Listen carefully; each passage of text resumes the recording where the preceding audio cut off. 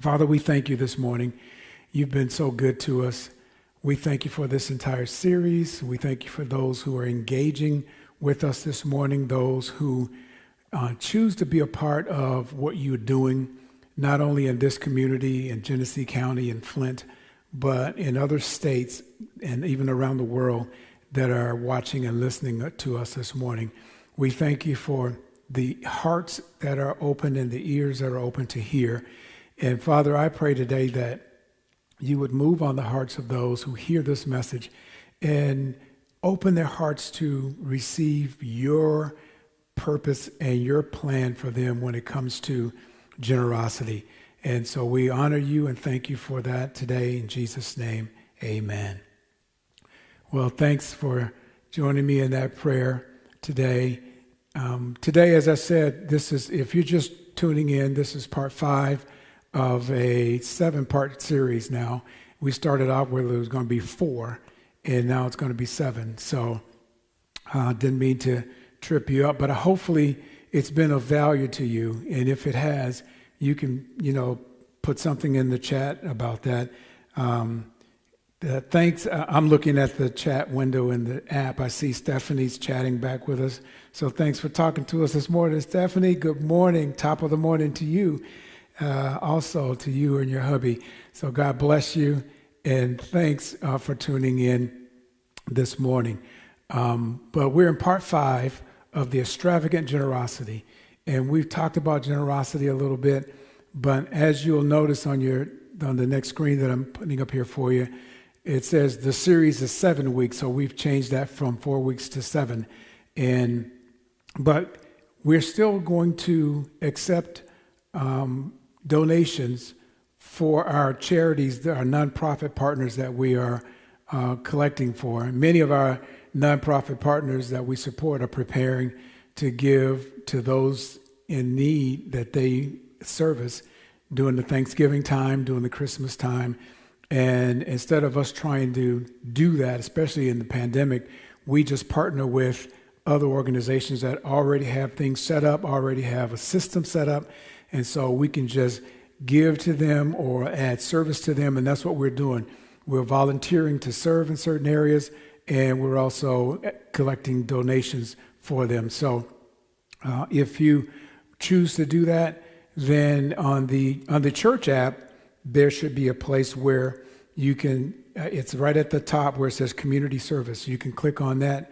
And if you click on that, that'll open up some areas. If you're interested in serving somewhere, in doing something, if you have some skills that you can share with others, and that'll alert us to what your desires are, and then we can move in for that. But we want to be generous in every area. We want to be able to give financially, but we also want to be able to serve. Now, today, when we're talking about today's message is the part 5, the enemy of greed. The enemy of greed. Now, we've talked about, generosity, what generosity is. Last week we talked about the difference in just giving and generosity. But today we're going to talk about the enemy of greed. And the reason is that greed is one of the most unrecognized, undercover, if you would. It's stealthy. It's an enemy, but it's stealthy. It stays low. It doesn't show its face. You can't see it in yourself. Greed is something that when you look in the mirror, you will never see greed when you look in the mirror at yourself. But when you look at somebody else, you can see greed. But the ability and desire, greed moves our ability and our desire to trust God and depend on God for the things that He provides. Greed causes us to move that trust to the things that He actually provides. And we start to put our trust in those things. And those things hinder us from being generous when we want to be generous. And that's why we talk about the enemy of greed. So I have a couple of questions for you this morning to get you going and thinking, and so that we can all be on the same page here. And that's this. Why do I have the things I have? There's a reason that you have what you have. There's a reason that you don't have what you don't have, which is my next question. But think about this. Why do you have what you have? When we possess something, it becomes a part of our identity. Think about it. When you finally get a car, that car becomes a part of your identity. People pull up on the parking lot, they see your car, they'll say, "Oh, Woody's here." And that's just my car, or a car that looks like mine. It's not really me. But we connect things with our possessions. It becomes a part of who we are. My next question to you is just what I said. Why don't you have the things that you don't have? See, we have this psychological need to possess. We have this psychological need to own things, to exclusively control things, and sometimes people. We want to own and control people, but mostly things. When we say my house, my car, my phone, my job, my wife, those things, they show some kind of ownership, and where I have some kind of rights and some kind of expectations. And so why don't I have the things I don't have? And we want to talk about that a little bit today. But my real question for you when I ask those two questions is this: which of these two questions get more of your attention? Which of these two questions get more of your time? Which of these two questions get more of your focus? The things I have, why I have the things I have, or why I don't have the things I don't have?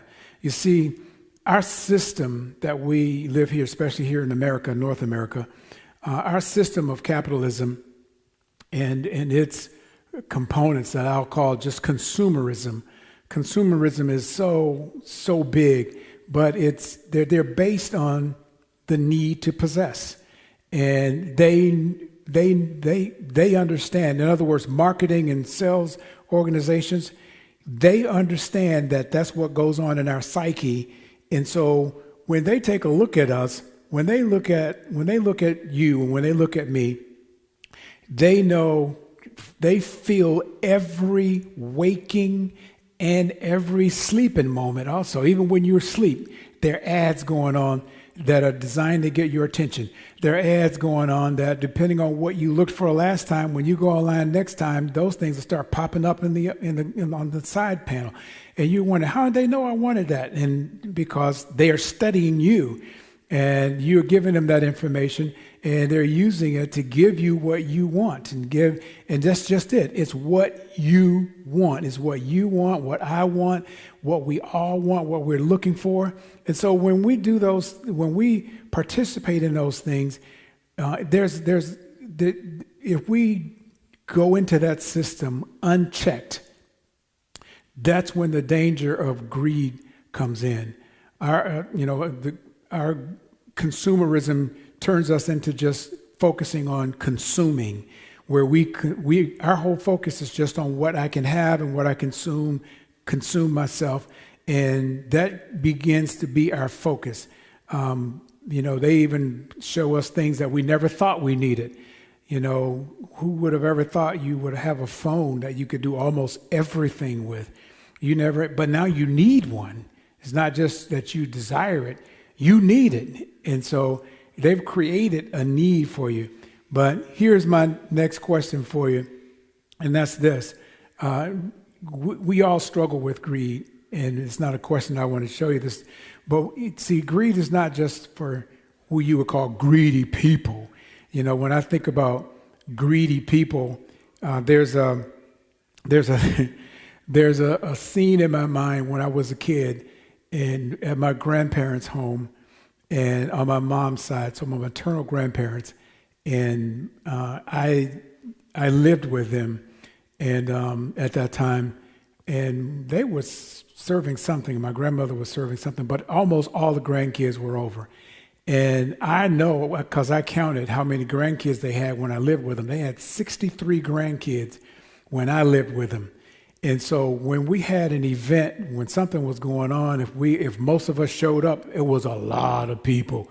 And so I'm sure all of the grandkids were not there, but I was there. And I had this one cousin who, he came from a large family, I also came from a large family. There's 8 of us. But when people come from a large family, they tend to think they're not going to get what they need. And, they start grabbing stuff for them. And this guy was grabbing stuff, and even with that stuff that he wasn't eating yet, he was grabbing it, putting it on his plate. And this is my first thought of greed, because I heard my grandmother, and the way she said it, I can still hear it today. She said, "You're just greedy. You're just greedy." And the way she said it, I didn't really know what it meant. And she said, "So even if you can't have it, you don't want nobody else to have it," because he had stuff that, I don't know if maybe he could have eaten it all, but she said, "You're just greedy." But greed is not always that ugly. And so we all struggle with greed. I struggle with greed.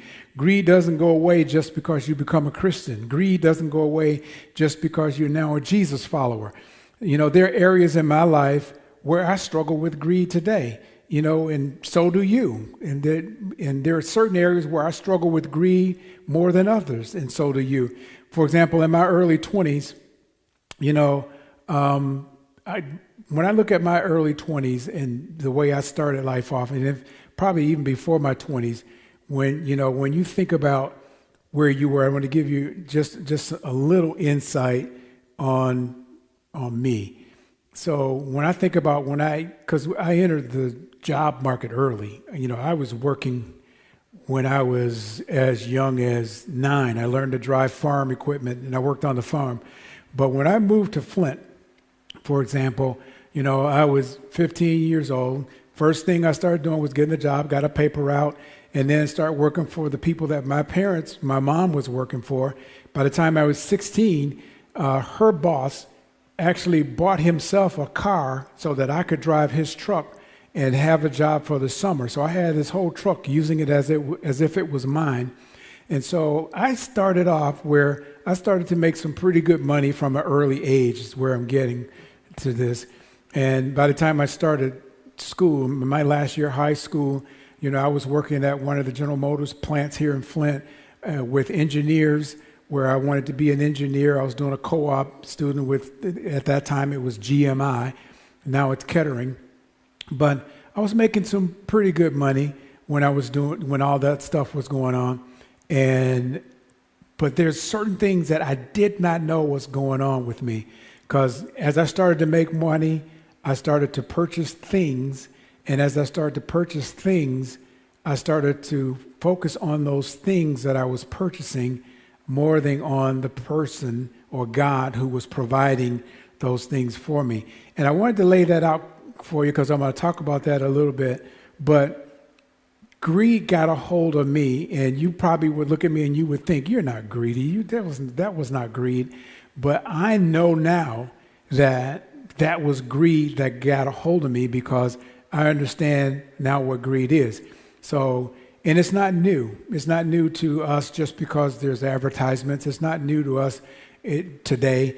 But even when Jesus was on earth, and I want to show you a place where he points it out, where you probably wouldn't think it's greed either. So I want to share that with you, share scripture with you. And I'm going to St. Luke, the 12th chapter, if you want to go with me, although we'll share the scripture on the screen. But Luke, the 12th chapter, and I'll give you some background here before I get into this verse. But Luke records what was happening. Jesus was actually on his way to Jerusalem. And this is near the end of his life. He's about to be crucified. He's on his way to Jerusalem. And there's this large crowd of people. Actually, in the first verse of the 12th chapter, it says that there were thousands of people. Thousands of people. They were shoving each other, trampling on each other, trampling on others to get to Jesus. And Jesus turned his focus to his disciples, and he said to his disciples, "Guard yourself against the Pharisees," or from the Pharisees. And he talked about the yeast of the Pharisees. And so when he talks about that, he's talking about the Pharisees. They would always pretend. Pharisees pretend to please God. They pretend that they want everybody to think they pleased God, while they lived self-sufficient lives themselves. And they were very prideful about it. Nobody else were as good as they were. And they thumbed their noses up at everybody else. And so this attitude will impact a person's life. And this is what Jesus is saying to his disciples. Now, he's on his way to be crucified, headed to Jerusalem. But here in the 13th verse, it says, someone in the crowd said to him, "Teacher," getting his attention, "Teacher, tell my brother to divide the inheritance with me." Now, Jesus is busy. He's on his way. But this request is really not a strange request, because that's what Moses did with the Jews. He set himself up as a judge. When they couldn't settle something, he told them to bring the heavier matters to him. So here this person is saying, "Teacher, tell my brother to divide the inheritance with me." So far we don't know what's going on with him and his brother. But if his brother's not dividing the inheritance, they probably both got a problem with greed. But at least you would think the brother has a problem with the greed if he's not dividing it and he's trying to keep it all. But look at what Jesus said to this person. He said, "Man," so we now know it was a man. He said, "Man, who appointed me a judge or an arbiter between you and your brother?" I'm not, Jesus refused to get involved with this family's legal dispute. So he separated himself from the dispute, but at the same time, he decided to use this as a teaching moment, which he often does. And so when he told the man this, the next verse tells us that he said to them. Now he's saying to the entire crowd, he's saying, "Watch out. Be on your guard." So he's talking not just to the man, but he's talking to the man and he's talking to the rest of the crowd. He said, "Watch out. Be on your guard against all kinds of greed. Life does not consist in an abundance of possessions." So what Jesus is really saying to this man, even though he's saying your request itself shows how greedy you are. And that's amazing to me, because I would have thought his brother was greedy, because his brother's the one that's not trying to give up. He's trying to hold on to everything. So greed is about holding on to things, but it's bigger than that. See, your life, what Jesus wanted this man to see is that your life, he wants us to see that too, and that is that your life is more important than what you own. Even if you can't get your hands on it, even if you think you have a right to it and you don't, your life is more important than what you own. Even if it's just on paper, your life itself is more important than the things that you own. Another way that I choose to say this is this, and I'll put this on the screen for you. The fear of financial failure, even all the way to failing financially, the fear of that should not control your life. The fear of not having enough should not control your life. That's one of the things that Jesus continues to say about fear. The fear of financial failure should not control your life and determine the things that you do and how you handle things. The fear of financial failure shouldn't be determinant for that.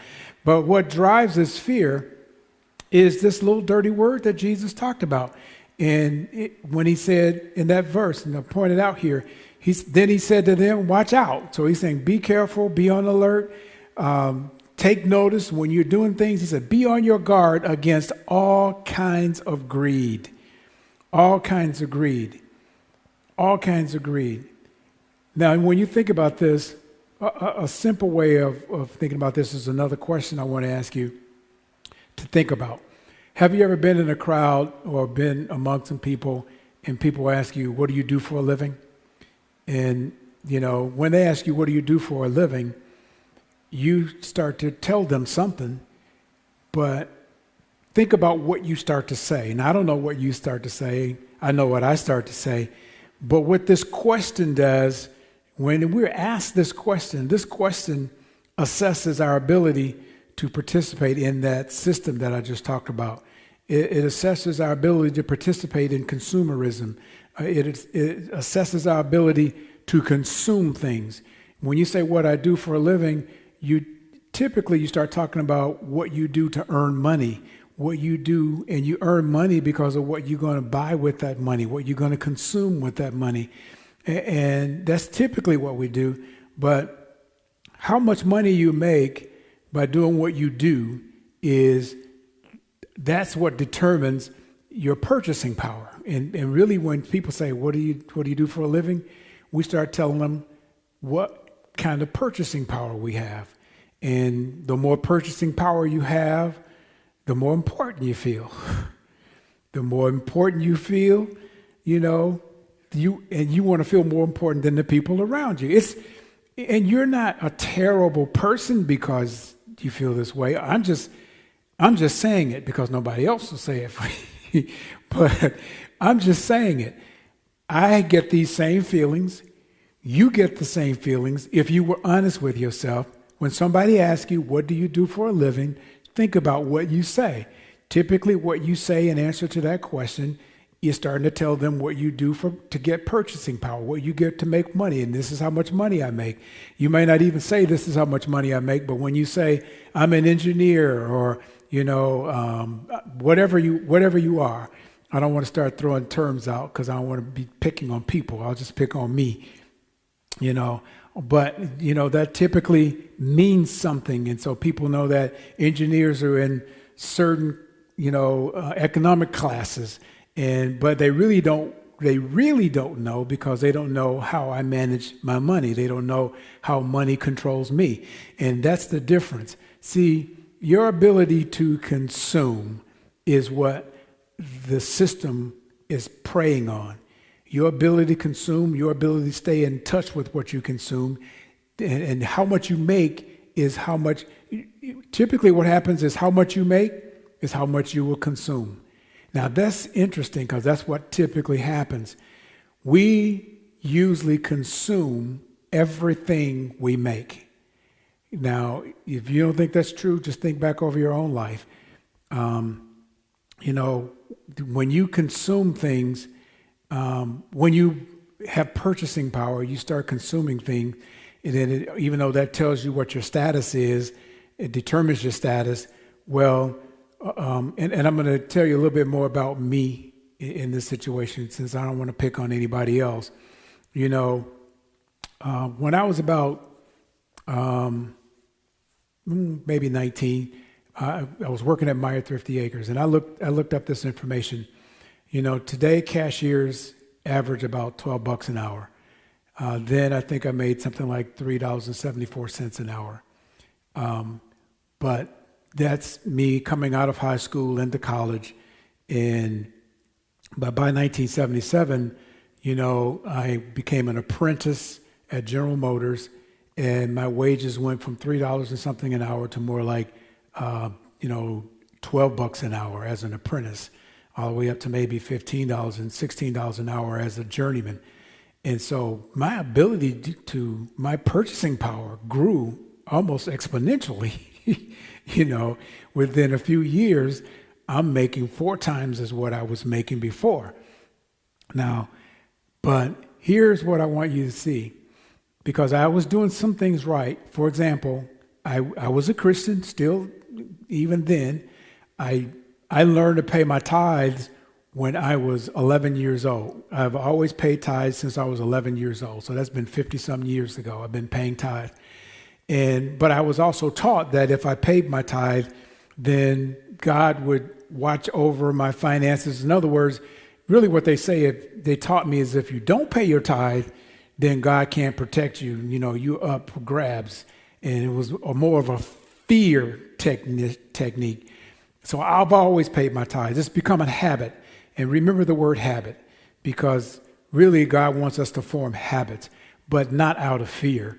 Not even, he doesn't want you to form the right habits out of fear. He wants you to form the habits out of relationship with him. So, so I'm starting off and making a little money, but my dad gave me my first car. And as much as it cost him to have that car, and he didn't say it all along when he bought this car, but he probably had in his mind, I'm going to give this to my boy, my oldest boy. I'm going to give this to my boy. And so when he had the ability to give it to me, I'm 16 years old, still in high school, and he gives me this car. And this was in 1974 or whatever, 73. He gives me this car, and I don't have to do anything. It's a good car. I drive it to school. I was a good kid. I drove it to church. That's pretty much the only places I went, church, to work, and school. And so he didn't have to worry about that. But right after I started working and making a little more money, I bought another car. I gave him his car back and bought me a car. In other words, I had to use some of the money I was making. I had to put that money to work. I had to start consuming. No one taught me. Here's what was missing. And if you are in your 20s, your 30s, especially less than in your 40s, please listen to me today.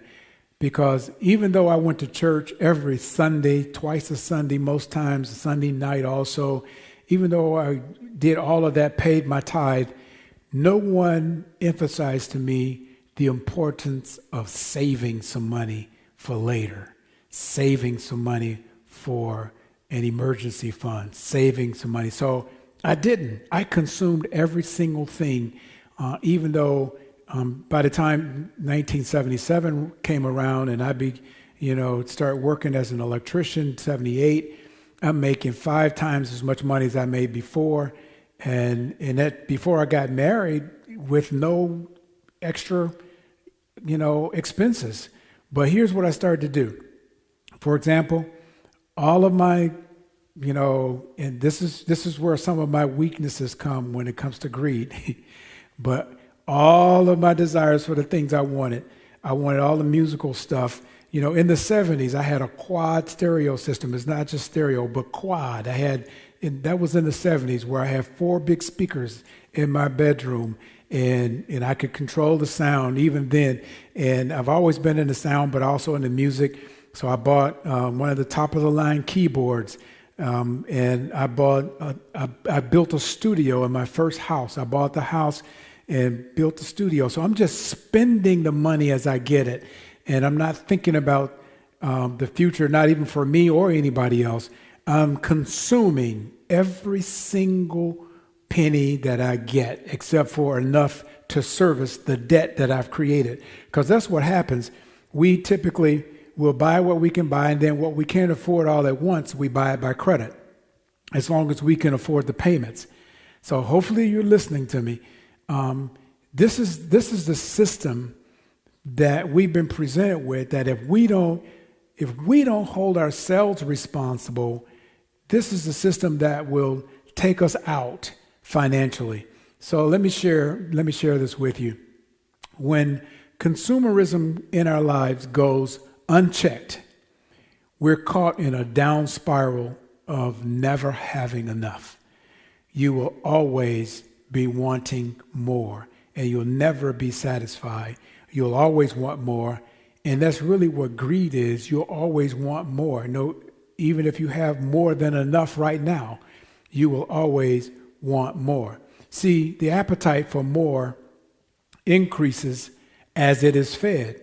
If you want more and you feed that appetite, you'll want more. So look at what Jesus decided to say to this group of people. He told them a parable. And so we're going right along with the story now. He's told the man that I'm not an arbiter. I'm not here to determine what's right between you and your brother. But he decided to take this as a teaching moment to show this to everybody that was listening. So he told them this parable. He said, the ground of a certain rich man yielded an abundant harvest. So now think about this. This was a rich man. He already was rich, and he also yielded an abundant harvest. And it's true today. Most rich people know how to get rich, and they know how to stay rich. If you get rich quickly that you didn't do yourself, you'll probably lose it quickly. But it's still true. The rich people, we act like something's wrong with this, but I want to share something with you. The rich do get richer because they have more and they know what to do with more to get richer. But that really there are a lot of greedy rich people, but there are also a greedy poor people. Now, the rich get richer because of what they do. They get richer because of their mindset. But what drives you to do this is what makes the difference. So when Jesus said this rich man, there's nothing wrong with the story so far. There's nothing wrong with this man in the parable so far. And remember, this is a parable. This really didn't happen. Jesus makes this story up so that people can get in their mind and they can see themselves in the story. And then he'll ask a question, or he'll say something at the end of the parable so they can find themselves in the parable. And that's what he's doing for you and me also. So we see here where he's saying this certain rich man yielded an abundant harvest. In other words, he still got more than what he knew what to do with. So he thought to himself, the next verse says, he thought to himself, what shall I do? I have no place to store my crops. I have so much, I don't know what to do with it. Now, you're probably saying, I'd love to have that problem. I could show him what to do if I had that problem. But he's saying, I have no place to store all that I own. Think about this.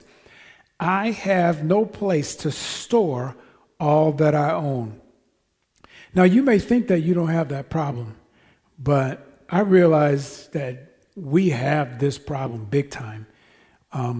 And it became so apparent to me. Here's another story for you, real short one though. Thomasine and I are doing some renovations in our master bathroom, and so we had to move all our clothes around from one closet to another in the house and move everything out. And one night, I guess I'm at work, and Thomasine hears this noise, this big noise. It scared her, but she had to figure out what it was. And I think she found out later on that night, because I couldn't figure out what it was. I have surveillance cameras. I'm looking at everything, even from where I am. I don't see anything. And we found out that one of the racks in the closet where we start putting stuff that already had stuff in it, we were putting more stuff in it. The entire rack fell down, just gave up, just said, I can't hold all this stuff. And so we started to realize even then, and trust me, Thomasine is a person who gives away a lot of stuff, but sometimes we don't think about how much stuff we actually have. And so immediately she started pulling stuff out to give away again, to make donations again. And that's part of what happens when you're generous. But sometimes the greed it's so stealthy, it flies below the radar. You don't see that it's greed. So Jesus is talking about this man here. He thought to himself, what shall I do? I have no place to put all the stuff that I own. And so he goes on to say, then he said this. He said, this is what I'll do. I know what I'll do. He said, I'll tear down my barns and build bigger ones. And there I will store my surplus grain. In other words, for you and me today, he's saying, for every bank account that I have that exceeds the FDIC guarantee limit, I'll just open up another bank account so I can put the excess in that account with a new guarantee. And when that fills up, I'll open up another bank account. And so far, even this still could be a good plan, where he's just trying to protect his money. This man is trying to protect what he owns. I've got so much stuff, I got to put it somewhere. Where am I going to put it? It's surplus. I can't use it all up. In other words, I have more than I can consume right now. More than I can consume right now. I have more than I can consume. What am I going to do? And he said, I'll just build bigger barns. And so far, that's still not a problem. But look at what he said next. He says, and then I'll say to myself, you have plenty of grain laid up for many years. Take life easy. Eat, drink, and be merry. Now, eating, drinking, and being merry, there's nothing wrong with eating, drinking, and being merry. His problem was that he thought that his ability to overcome all the problems of agriculture, where he had great crops, in other words, he had bumper crops, more than he could consume. He thought, in having all this great success, he thought all of that was for him to consume. That's the difference. You and I, we have the ability to generate more income that could buy more stuff than we can consume. And when we think that the purpose for this is for us to consume it all, that's when we open the door for greed. In other words, we think my success is for me. It's for me to consume. It's my gifts, it's my talent, it's my wisdom, it's my knowledge, it's my skills. I did all this, and therefore I get to consume it. And you might be right, but look at what Jesus finally said to this man in the parable that we're looking at. He said, but God said to him, you fool. So in other words, the path that he's on, Jesus is saying it's a foolish path. He said, God said to him, you fool, this very night your life will be demanded from you. Then, and that's just part of it. So your life is going to be demanded, but that's not the point of the parable. The point of the parable is not that you're going to die, because we're all going to die eventually. But he's saying you're going to die, and everything that you have, that you're saving up for yourself to consume. He said the next question that he asked, and this is the question he asked at the end of the parable. He said, then who will get what you have prepared for yourself? In other words, someone else is going to consume what you've been saving up to consume for yourself. He thought he would live as long as he had stuff to consume. And that's the way we act sometimes. As long as I've got money, as long as I got stuff to consume, I'll live that long. That's the false pretense that greed gives us, that I'll just keep living until finally when I consume everything, then I'll be ready to die. But here's what this parable teaches us, that the appetite for more, it increases as it is fed. The more you have, the more you will want. Greed is unquenchable. You can't get enough to satisfy it. Also, greed is short-sighted. This man is only looking at right now, what I can have right now. And it's also foolish because everything that I've prepared for myself and that he prepared for himself, Jesus is saying to him and to you too, someone else is going to enjoy it because you're not going to live long enough to enjoy all of that. So when God said to him, who will get what you have prepared for yourself? The key is that he prepared everything for himself. That's what greed does. It prepares everything for yourself, excluding everybody else. It prepares everything for yourself. And look at how Jesus ended this parable, or this is at least where we're going to end it today, because Jesus started to teach something right after this, and we're going to go into that next week. But he said, this is how it will be. In other words, this story that I just told you, this story that I just made up about this rich man who had more than he knew what to do with, who decided to build barns and build barns for the surplus that he had because he wanted to consume it himself. He said, this is how it will be with those who store up things for themselves, but are not rich toward God. That's the difference. There's no problem with storing things up. The problem is you must plan also to be rich toward God. And when you don't have a plan to be rich toward God, you will automatically fall into the greed category, because greed flies underneath the radar. You can't see it. It'll grab you. It'll have you before you know it if you don't keep it in check. And so here's the key. Here's what happens. When I said down, the spiral of going down, really this is what happens. We spend more than we earn. That's what happens when greed gets a hold of us. We spend more than we earn.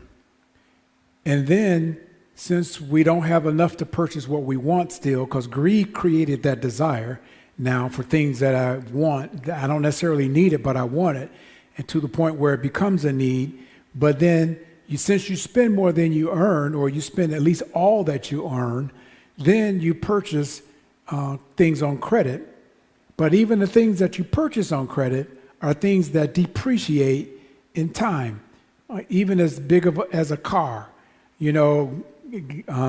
Thomasine and I, we haven't had a car payment for several years now. And some people might look at me and say, why don't you buy a new car? It's because I don't want a car payment.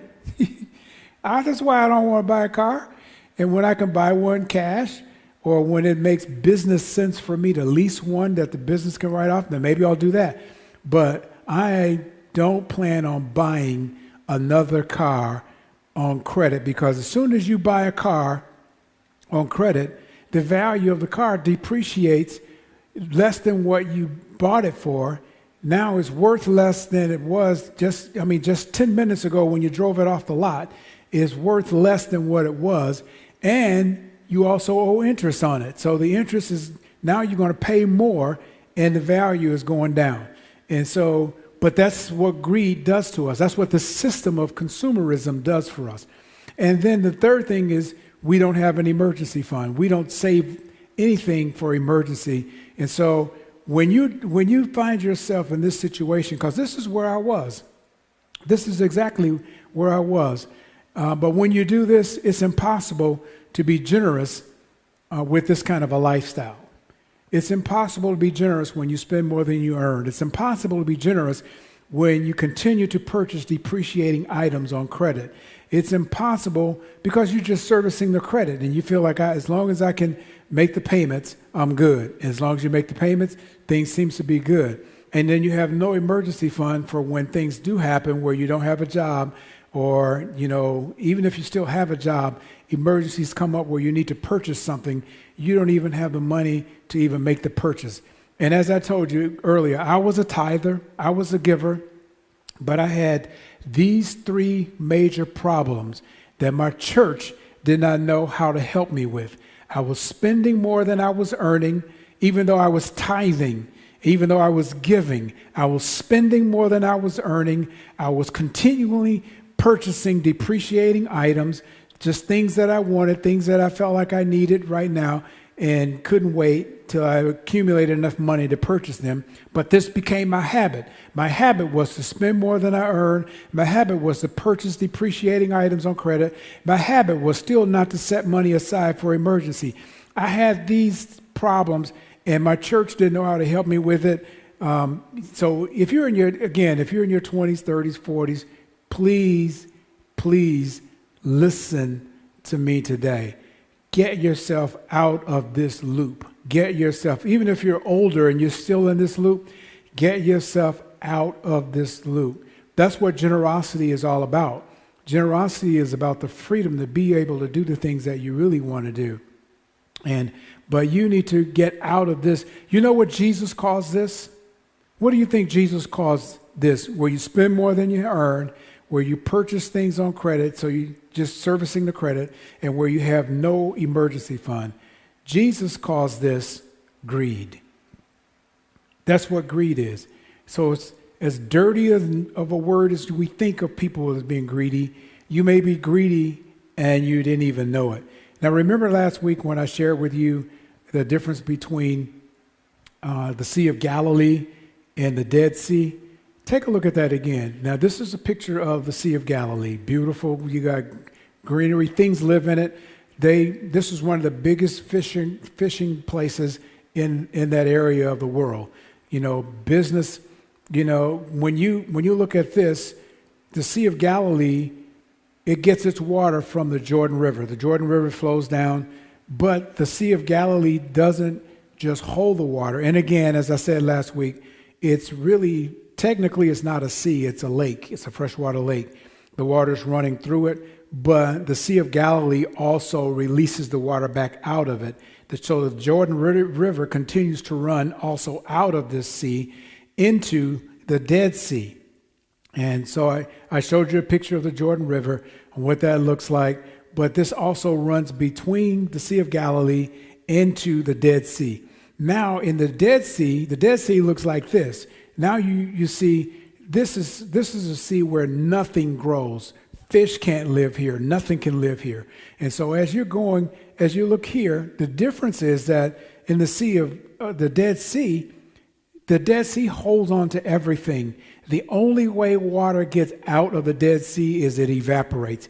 And when it evaporates, it creates a lot of salt. And so it's the Dead Sea. Nothing can live there.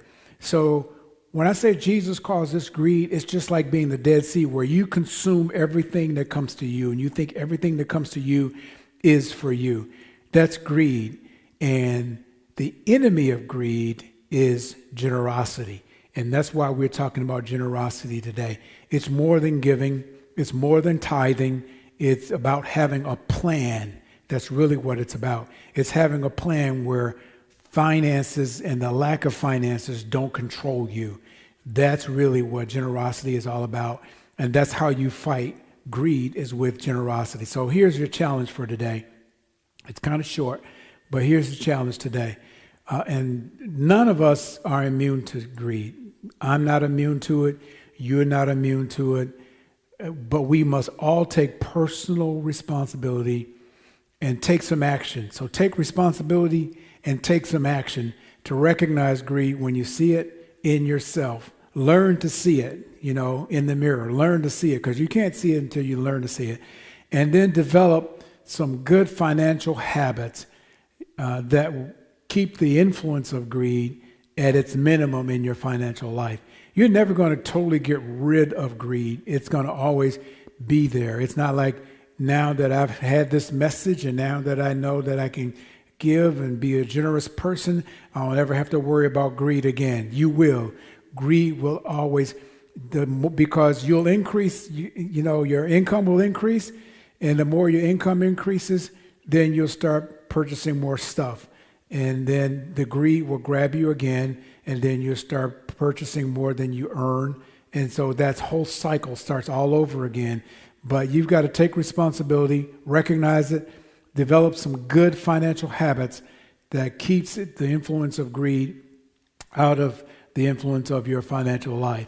So here's your challenge. Your challenge is to observe. This is all I want you to do this week.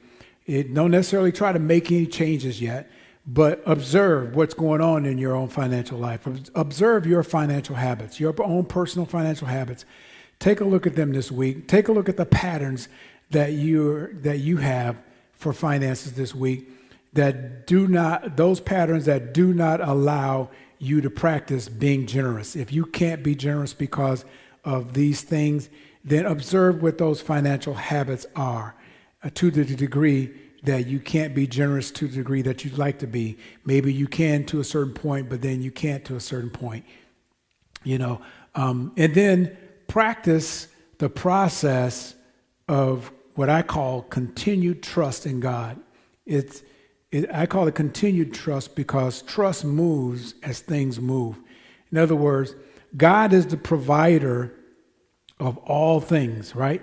And I think we probably all agreed to that. And even if you're not a Christian today and you don't believe this, that God provides all things came from somewhere and you didn't create anything. So, in other words, I believe God provides all of those things, everything that we have. And so resist the tendency of allowing your trust to drift towards the things. That's really all I'm saying here. Resist the tendency to allow your trust to drift and be attracted to the wealth that you've accumulated or to the possessions that you've accumulated or to your ability to earn income. Resist the tendency of allowing your trust to fall on those things.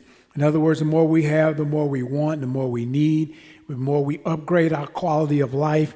Even if you upgrade your quality of life, do it to the point where you resist the tendency of allowing your new quality of life to be what you depend on and what you gotta have. And so next week, we're going to talk about some of this in more detail. But the action steps this week is just this. Spend some time this week identifying some of the habits that draw you into trusting in the things that God provides. God provides it, but what is it that draws you into trusting into the things instead of into God? That's the key that we want to look at this week. So observe and discover why maintaining a certain level of those things gives you peace and contentment. In other words, if you don't have as much of what you have, then you don't have peace anymore. If you don't have as much of what you have, then you're not content anymore. Observe and discover why you need to maintain that level. And just for your observance, write it down, chart it, do whatever you need to do. But however, this is what I want you to think about. Recognize that this displacement of trust, When you start trusting the things that God provide instead of trusting God who richly provide the things, that's where greed sets in. So recognize that this displacement of trust pulls you away from trusting God. And he is the provider of all those things. So remember this, that greed is not about how much you possess. It is your view of how much you possess. It is your view of what the purpose for what you possess. You can be greedy and have a lot, like the man in the parable, but you can also be greedy and have a little. It's about how you view what you have. Whatever skills you have, whatever talents you have, whatever gifts you have, whatever strengths you have, even if you haven't accumulated monetary abundance yet, you still have skills, you still have talents, you still have gifts. But remember that all of these abilities and whatever you've accumulated so far was given to you by God. You didn't create it. It came from God. Your ability to have the gifts, the talents, all of that came from God. So the next 2 weeks, here's what we're going to talk about. We're going to talk about crushing financial stress. That's what we're going to talk about next week. That's the title. But in between the next week and the last week, we're going to talk about understanding the debt cycle. And you can say, why are you talking about this stuff at church? Because when I look at my life and I look at what I went through and I look at how much money I've wasted, even though I did tithe, even though I did give, that's why I'm teaching this. So we're going to talk about crushing financial stress, where you're worried all the time about finances, where you understand the debt cycle. I've taught many people this where, I've had, especially when me and my financial mentor in the business where we made money actually marketing, different investments and things. We also did some things free for people as far as budgeting, helping them with a budget, as far as getting their things in order. And it was so funny. He taught me this. Dave Savage taught me this. He first started allowing me to sit in on and got the permission of couples who were going through this, and some of them were young and some were old, and it's really bad when when you have some clients who are in their 60s and something has happened, and typically it's something like gambling or something like that, where all of a sudden all the money's gone. But I learned in those situations of what people go through when there's financial stress. And, some end up divorced, never being together again. But you need to understand the debt cycle. You need to understand how to declutter your budget. You need to understand how to have generosity as a lifestyle, which is a lifestyle of peace, a lifestyle of contentment, and your ability to give to whatever you decide that you want to give to. So bow your heads and let me pray, and then I'm going to come back, invite you to do some things. But I want to pray for some people just because of what we just shared today. I know what we just shared is not easy. So if you would bow your heads, please, I just want to pray for you.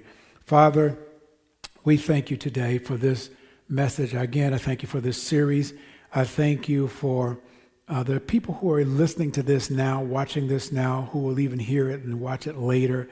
I pray, God, that you will give them the courage this week to take the steps that's mentioned in the challenge, where they will observe their own patterns of finances, of spending, and of earning. Just observe those patterns, be able to write some things down to get a handle on not allowing greed to overtake their financial lives. I pray that you will bless them this week with that courage to make a decision, to take a step, at least one step, to do something towards getting out of debt, getting out from under financial pressure that would give them the peace and the ability to be generous as they desire to be in their hearts. In Jesus' name, amen.